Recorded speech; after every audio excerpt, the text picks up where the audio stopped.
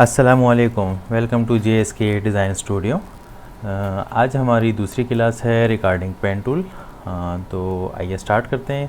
Start करने से पहले मैं एक पॉइंट ऐड करना चाहूँगा। मुझे एक सजेशन मेरे व्यूअर हमाद ने दी है जो कि आपके लिए काफ़ी हेल्पफुल होगा। जैसे कि मैं कोई भी बटन कीबोर्ड से प्रेस करता हूँ तो आपको नज़र आएगा कि मैं जो भी बटन प्रेस कर रहा हूँ उसका राइट साइड पे नीचे बॉटम पे आपको मैं अब जैसे फॉर एग्जांपल V प्रेस कर रहा हूँ, मैंने V प्रेस किया तो आपको राइट साइड पे बॉटम पे नीचे शो हो रहा है कि मैंने V प्रेस किया है। तो इस तरह मैं जो भी बटन प्रेस करता जाऊँगा आपको नज़र आता रहेगा कि मैंने कौन कौन सा बटन प्रेस किया है। मुझे इसी तरह से आप सजेशन देते रहें ताकि मैं और अच्छी और बेहतर वीडियोज़ बनाता रहूँ। तो आइए स्टार्ट करते हैं। आज की क्लास में हम इमेज ट्रेस करेंगे। जैसे कि पेन टूल की क्लास थी हमारी लास्ट, उसमें भी हमने पेन टूल के थ्रू कुछ शेप्स वगैरह बनाए थे। और आज भी हम पेन टूल से जैसे ड्राइंग वगैरह कोई भी बना सकते हैं, कोई कस्टमाइज शेप बना सकते हैं, या हमारे पास कोई इमेज है जो कि ब्लैक एंड वाइट इमेज है। जैसे कि मैंने कुछ इमेज डाउनलोड की है। तो सबसे पहले आइए उसको इलस्ट्रेटर में पेस्ट करते हैं।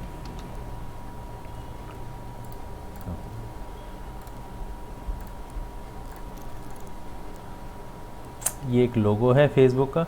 अच्छा, इलस्ट्रेटर पर हमें कोई भी इमेज अगर पेस्ट करनी होगी, इंपोर्ट करनी होगी, तो हम एक तो तरीका ये है कि हम इमेज को पकड़ के ड्रैग करेंगे और इलस्ट्रेटर पे लाके माउस के बटन को रिलीज़ कर देंगे। ठीक है, तो हमारे पास इस तरह से इमेज ओपन हो जाएगी। एक ये तरीका है। सेकंड, हम फाइल में आएंगे, यहाँ आपको प्लेस नज़र आ रहा होगा, इसका शॉर्टकट है shift plus control plus P। अगर हम इस पर क्लिक करेंगे तो ये हमसे लोकेशन पूछ रहा है। हम हमारी इमेज जहाँ भी होगी ड्राइव में हम उसे सेलेक्ट करेंगे। फॉर एग्जांपल ये इमेज है, इसको हम सेलेक्ट करते हैं। अब ये हमसे एरिया पूछ रहा है, किस एरिया में आपको ये इमेज चाहिए। अब मैं कोई सेलेक्टेड एरिया बताता हूँ, जैसे सेलेक्ट करता हूँ, मैंने ये इतना एरिया सेलेक्ट किया, मुझे इसमें इमेज चाहिए, तो इमेज यहाँ पेस्ट हो गई। लेकिन ये इमेज का जो ओरिजिनल साइज़ है वो साइज़ नहीं है, क्योंकि ये हमारे सेलेक्टेड एरिया में पेस्ट हुई है। तो अगर हमें वही इमेज का साइज़ चाहिए होगा, जैसे कि हमने ड्रैग किया था, तो इमेज का साइज़ डिफरेंट आ रहा था यहाँ, और हम इंपोर्ट कर रहे हैं सेलेक्टेड एरिया में, तो हमारे पास छोटी इमेज आ रही है। तो इसलिए अगर हम या तो ड्रैग कर सकते हैं, और अगर ड्रैग नहीं करना, हमें इंपोर्ट ही करनी है, तो हम यहाँ से प्लेस करेंगे।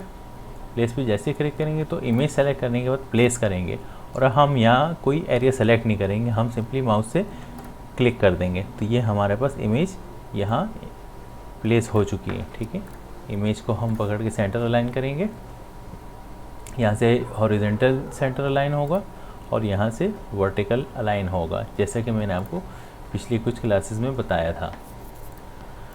अच्छा, इसके बाद हम ये एक इमेज है, ब्लैक एंड वाइट है, इसमें कोई और कलर नहीं है, तो हम सिंपली इसको ट्रेस कर सकते हैं ईज़िली, हमें इसे ड्रॉ करने की ज़रूरत नहीं है। अच्छा, बेसिकली हम इमेज ट्रेस क्यों करते हैं, या उसकी ड्राइंग या उसकी शेप दोबारा से क्यों बनाते हैं, उसका एक रीज़न है। अब ये इमेज है, इसको अगर हम जूम करते हैं, Z प्रेस करेंगे कीबोर्ड से, तो हमारे पास मैग्नीफाइंग ग्लास सेलेक्ट हो जाएगा। हम यहाँ क्लिक करके जूम कर सकते हैं। और अदरवाइज़ हमें अगर कोई सेलेक्टेड पार्ट चाहिए तो हम कंट्रोल प्लस स्पेस ये हम प्रेस करेंगे और इस एरिया को ड्रैग कर देंगे। यहाँ पे हमने ड्रैग किया तो जस्ट ये एरिया हमारे पास काफ़ी जूम हो गया है। ठीक है, अब आप देखेंगे तो ये इमेज के जो कॉर्नर्स है ये आपको पिक्सेलेटेड नज़र आ रहे होंगे। ठीक है, ड्राइंग बनाने का जो बेसिकली मकसद है वो यही होता है कि हमारी इमेज शार्प हो। वेक्टर इलस्ट्रेटर पे जो भी काम होता है वो वेक्टर के थ्रू होता है। वेक्टर सॉफ्टवेयर है इलस्ट्रेटर, फोटोशॉप रास्टर सॉफ्टवेयर है और इलस्ट्रेटर वेक्टर सॉफ्टवेयर है। तो इसमें हम जो भी इमेज बनाएंगे वो पिक्सेलेट नहीं होगी, हम उसे जितना चाहें जूम कर सकते हैं। जैसे कि अभी मैंने आपको दिखाया कंट्रोल प्लस स्पेस और ये एरिया मैंने सेलेक्ट किया तो ये एरिया आपको जूम नज़र आ रहा है। इसी तरह हम ऊपर की तरफ चेक करते हैं तो ऊपर भी पूरी इमेज हमारे पास ब्लर शो हो रही है, पिक्सेलेटेड शो हो रही है। अब इस ब्लैक एंड वाइट इमेज का ट्रेस करने का एक आसान तरीका ये है, हम इमेज को सेलेक्ट करेंगे और यहाँ आपके पास ऊपर कुछ ऑप्शंस शो हो रहे हैं, embed, edit original, image trace, mask, crop image. ठीक है, अगर हम इमेज ट्रेस पर क्लिक करेंगे तो ये सिंपली कलर इसका थोड़ा सा चेंज हो गया, ठीक है। और अब हम एक्सपेंड करेंगे तो ये हमारी इमेज ट्रेस हो चुकी है बआसानी। अब हम इसे कहीं भी ड्रैग करें तो कर सकते हैं। अच्छा, इसमें आपको भी ये वाइट बैकग्राउंड नज़र आ रहा होगा इसके कॉर्नर्स पे, तो हम इमेज को दोबारा सेलेक्ट करेंगे। कोई भी इमेज हम जब ट्रेस करेंगे, ट्रेस करने के बाद एक्सपेंड करेंगे तो उसको हमें अनग्रुप लाजमी करना होगा। अब मैं इस पर राइट क्लिक करूँगा, ये अनग्रुप पे जैसे ही मैं क्लिक करूँगा ये अनग्रुप हो चुका है। मैं अब यहाँ से जो वाइट एरिया इसको सेलेक्ट कर रहा हूँ, इसको मैं साइड पे कर रहा हूँ। ये वाइट एरिया आपके पास यहाँ आ गया, और जबकि ये हमारा लोगो ब्लैक कलर में फेसबुक का लोगो आ गया। अच्छा, अब हम इस इमेज को दोबारा सेलेक्ट करते हैं और दोबारा से जूम करते हैं। ये हमने जूम किया। अब आप मज़ीद जितना चाहें जूम करें, ये आपको पिक्सेलेटेड शो नहीं होगा।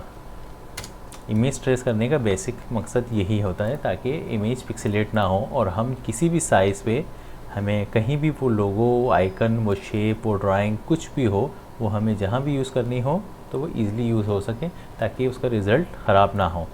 इसको हम रिमूव कर देंगे, इसको सेलेक्ट करेंगे। अब हमें इसमें कोई कलर करना है, ठीक।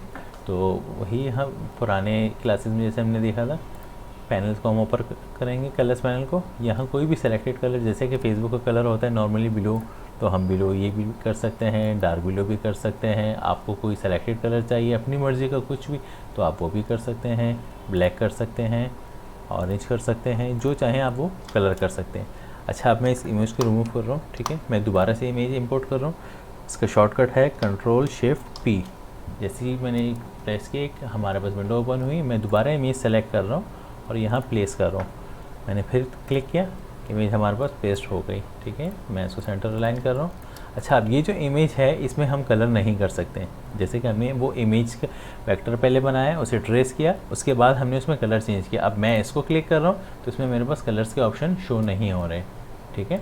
अच्छा, अब यहाँ बाहर में सेलेक्ट कर रहा हूँ तो कलर शो हो रहा है, लेकिन इमेज पे नहीं हो रहा। इमेज पे जब तक नहीं होगा क्योंकि एक JPG फॉर्मेट पे है, और वो जो हमारे पास हमने जो इमेज ट्रेस की थी वो हमारे पास एक वेक्टर शेप में आ गई थी। इस वजह से हम उसका कलर चेंज कर सकते हैं।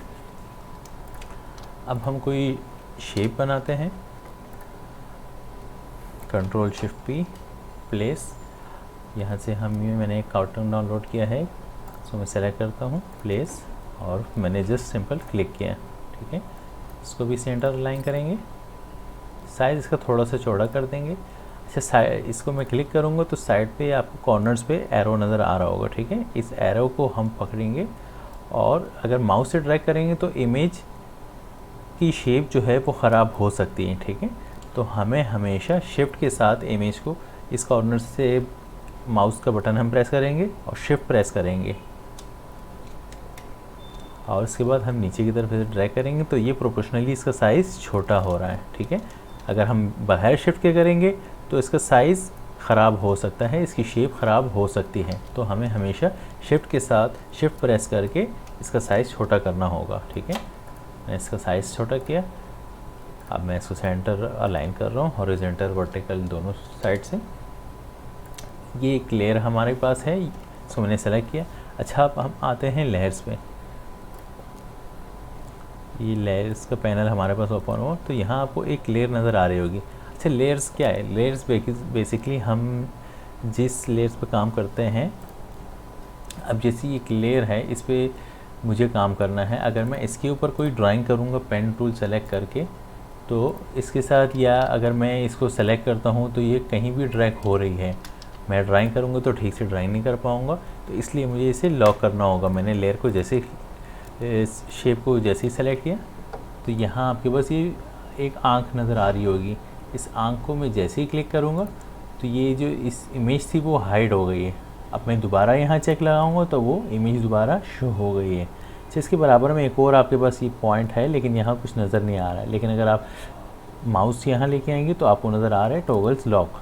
अगर मैं यहाँ क्लिक करूँगा तो यहाँ आपके पास एक लॉक आ जाएगा। अब ये हमारी जो लेयर है ये लॉक हो चुकी है, हम इसे सेलेक्ट नहीं कर सकते, ना ही कहीं ड्रैग कर सकते हैं। अगर मैं इसको हाइड करना चाहूँ तो मैं हाइड कर सकता हूँ, ठीक है। दोबारा अनहाइड करता हूँ। अच्छा, मुझे इसका लॉक ओपन करना है तो मैं यहाँ से दोबारा इसका लॉक ओपन कर सकता हूँ। अब मैं इसे कहीं भी ड्रैग कर सकता हूँ और मेरे पास सिलेक्शन भी शो हो रही है। अगर मैं इसे लॉक कर दूँगा तो मेरे पास इसकी सिलेक्शन भी शो नहीं होगी। जिस लेयर को मैंने सेलेक्ट किया, यहाँ आपके वो ये 3 लाइंस नज़र आ रही होंगी ऑप्शंस। अच्छा, इसमें आपको नीचे एक ऑप्शन नज़र आ रहा होगा टेम्पलेट।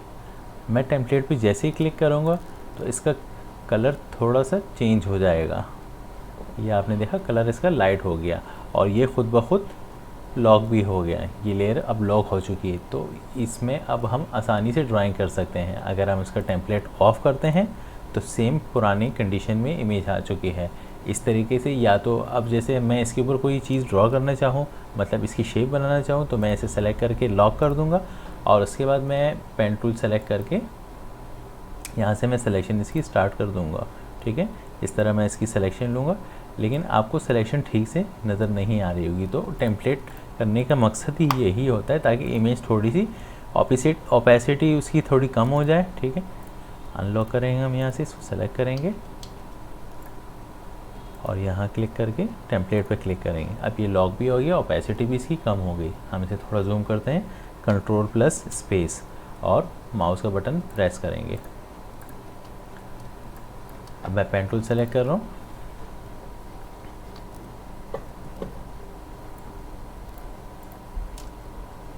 अच्छा, अब हम एक नई लेयर लेंगे क्योंकि ये लेयर जो है ये लॉक हो चुकी है। ठीक है, दोबारा से लेयर पे क्लिक करेंगे और यहाँ आपके पास नीचे प्लस का निशान नज़र आ रहा है, क्रिएट न्यू लेयर। इसमें हम क्लिक करेंगे जैसे ही, तो आपके पास लेयर 2 एक बन चुकी है। ठीक है, अब हम यहाँ से पेन टूल सेलेक्ट करेंगे, यहाँ से हम एंकर पॉइंट ऐड करेंगे। अच्छा, एंकर पॉइंट ऐड करने से पहले आपको यहाँ एक पिंक लाइन नज़र आ रही होगी। ठीक है, ये पिंक लाइन इस वजह से नज़र आ रही है क्योंकि हमारे पास स्मार्ट गाइड ऑन है। अगर आपके पास स्मार्ट गाइड ऑन नहीं है तो आप व्यू पे क्लिक कीजिए, यहाँ से स्मार्ट गाइड पे अगर चेक है तो ठीक है, अगर चेक नहीं लगा हुआ तो आप इसे चेक लगा दीजिए यहाँ पे। ठीक है, मैं यहाँ एक एंकर पॉइंट ऐड कर रहा हूँ, दूसरा एंकर पॉइंट मैं यहाँ ऐड कर रहा हूँ, लेकिन माउस का बटन प्रेस करने के बाद रिलीज़ नहीं कर रहा क्योंकि मैंने पिछली क्लास में आपको बताया था कि अगर मैं ऊपर की तरफ कर्व चाहिए तो हम नीचे की तरफ ड्रैग करेंगे। ठीक है, अब मैं इस एंकर पॉइंट पे क्लिक कर रहा हूँ ताकि जो हैंडल्स नज़र आ रही हैं दो, ये हमारे पास बंद हो जाए। अच्छा, आपने एक चीज़ पॉइंट आउट की हो कि क्या यहाँ पे हमारे पास फिल भी नज़र आ रहा है,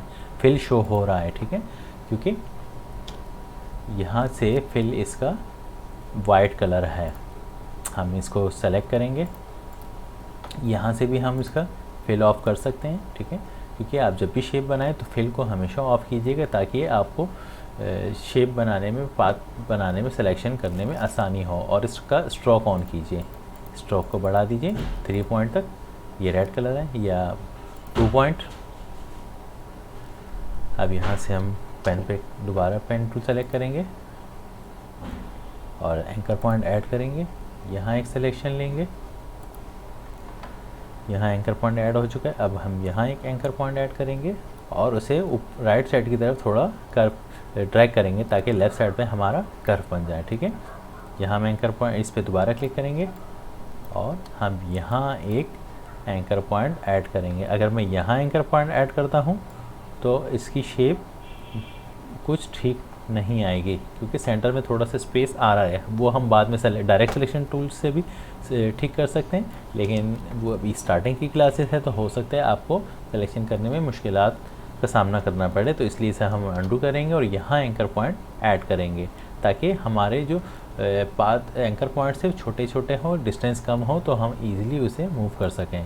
यहाँ मैंने एंकर पॉइंट ऐड किया, इसे नीचे की तरफ ड्रैग किया, यहाँ इसका कर्व बन चुका है। यहाँ ऐड मैं क्लिक कर रहा हूँ और ये सेंटर पॉइंट पे एक और मैंने एंकर पॉइंट ऐड कर लिया। ठीक है, अब यहाँ से हमें सिलेक्शन अपनी ख़त्म करनी है तो हम या एस्केप प्रेस कर देंगे और या कीबोर्ड से वी प्रेस कर देंगे और या माउस से हम सिलेक्शन टूल सेलेक्ट कर लेंगे। तो मैं सिंपली कीबोर्ड से वी प्रेस कर रहा हूँ, इसकी सिलेक्शन ख़त्म हो गई है।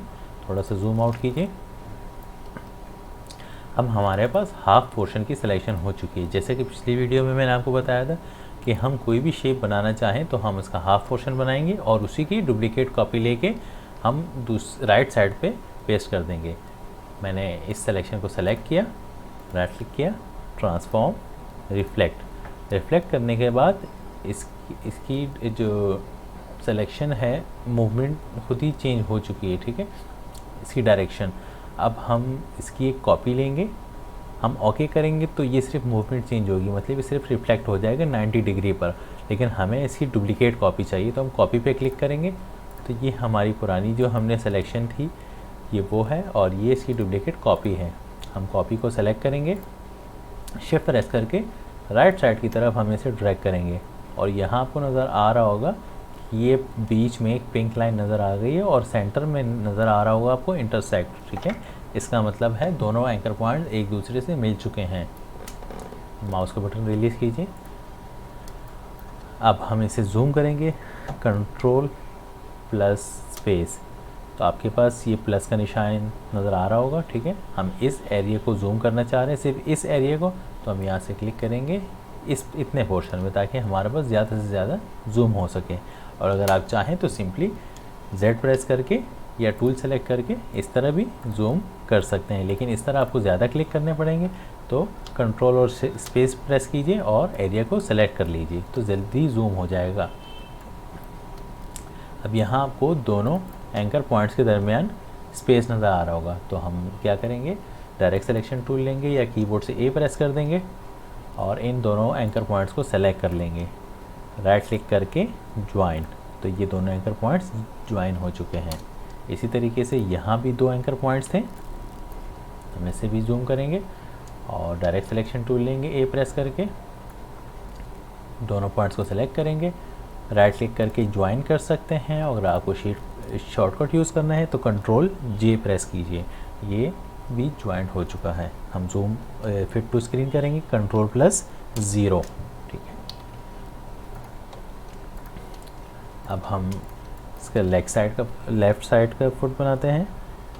पेन टूल सेलेक्ट किया, यहाँ एंकर पॉइंट ऐड किया, एक यहाँ एंकर पॉइंट, एक यहाँ, फिर एक मज़ीद यहाँ, फिर एक यहाँ और एक यहाँ पर।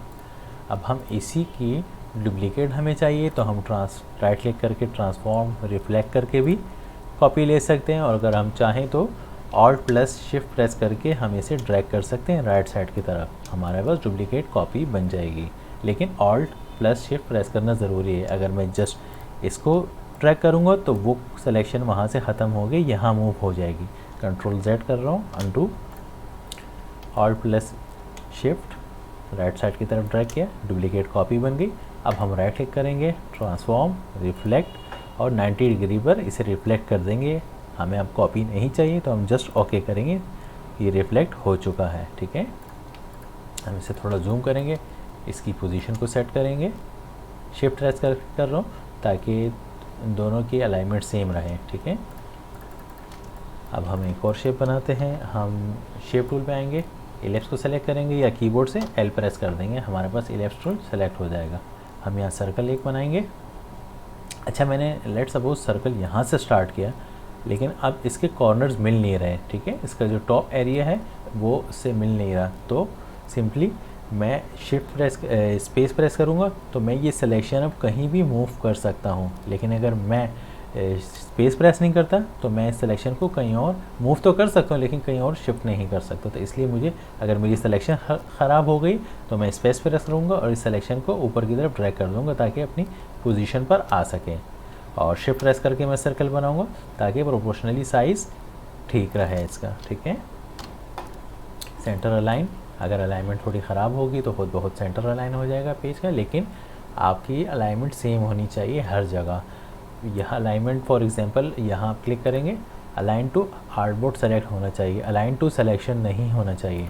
अलाइन टू सिलेक्शन होगा तो जो सिलेक्शन होगी ये वहीं पे अलाइन करेगा। लेट सपोज़ मैं दो सर्कल बनाता हूँ, एक ये सर्कल और एक नीचे एक और सर्कल बनाता हूँ। ठीक है, अब अगर मैं इन दोनों को सेलेक्ट करके अलाइन टू सिलेक्शन पे क्लिक करके इसको अलाइन कर रहा हूँ हॉरिजॉन्टल, तो ये शेप आपस में अलाइन हो गए, आर्टबोर्ड की अलाइनमेंट नहीं हुई।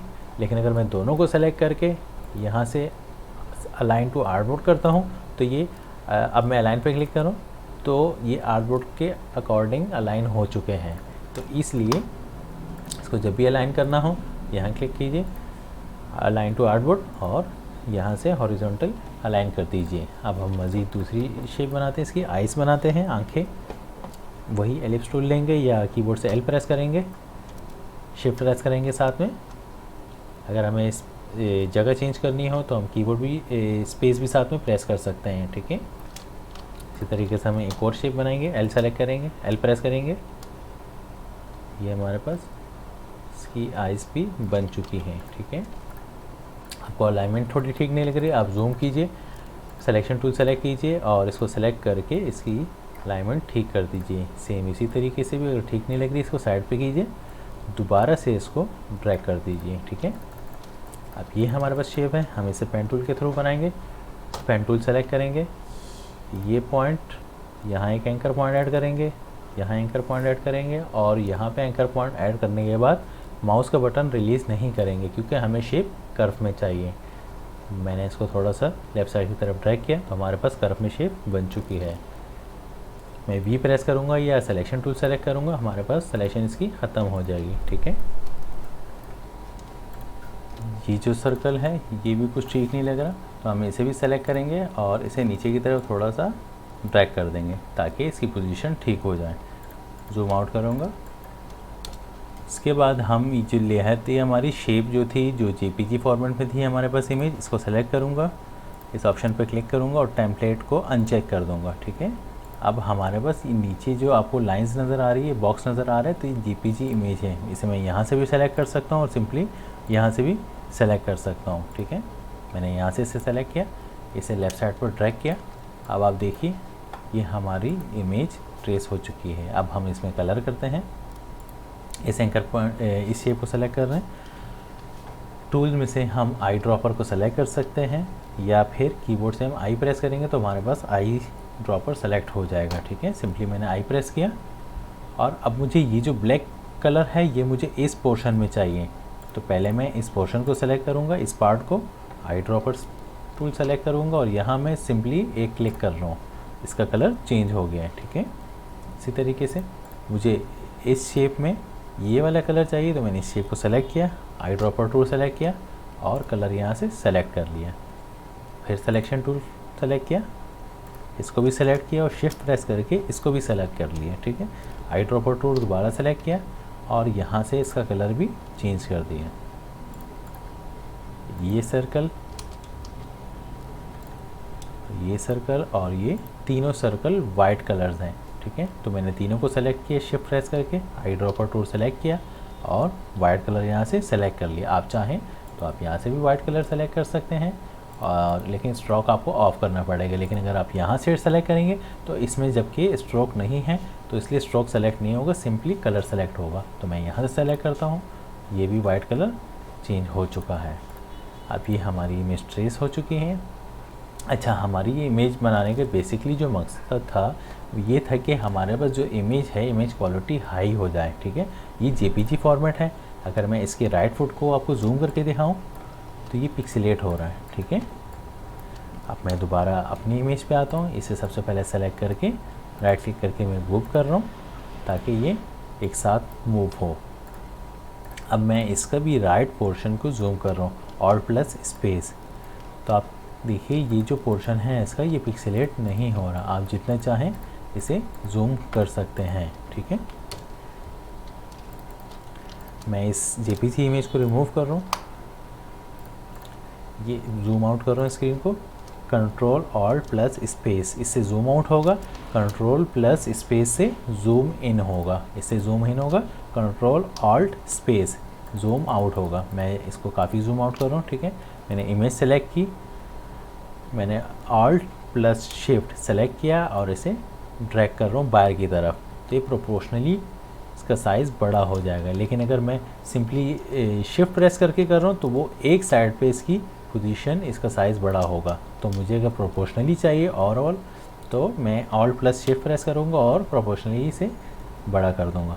अब हमने इसका साइज़ बहुत बड़ा कर लिया है। अब हम इसे जूम करते हैं तो अब भी ये देखिए इतना जूम करने के बावजूद भी इमेज पिक्सेलेट नहीं हो रही। इसीलिए एलिस्ट्रेटर पे वेक्टर इमेजेस बनती हैं। एलिस्ट्रेटर वेक्टर सॉफ्टवेयर है और फोटोशॉप का सॉफ्टवेयर रास्टर सॉफ्टवेयर है। तो हम इंशाल्लाह फोटोशॉप पर भी आगे जाके क्लासेस करेंगे। उम्मीद करता हूँ आपको आज की क्लास पसंद आई होगी, क्योंकि आज की क्लास काफ़ी लंबी हो चुकी है, लेकिन इसकी प्रैक्टिस करना बहुत ज़रूरी है। प्रैक्टिस करेंगे, बार बार करेंगे, तभी आप बाई आसानी शेप्स वगैरह, ड्राइंग वगैरह जो चाहें आप अपनी मर्ज़ी से बना सकते हैं। और अभी तक अगर आपने इस चैनल को सब्सक्राइब नहीं किया तो सब्सक्राइब कीजिए, लाइक कीजिए, शेयर कीजिए और इंशाल्लाह अगली क्लास के साथ फिर हाज़िर होऊंगा। तब तक के लिए अल्लाह हाफिज़।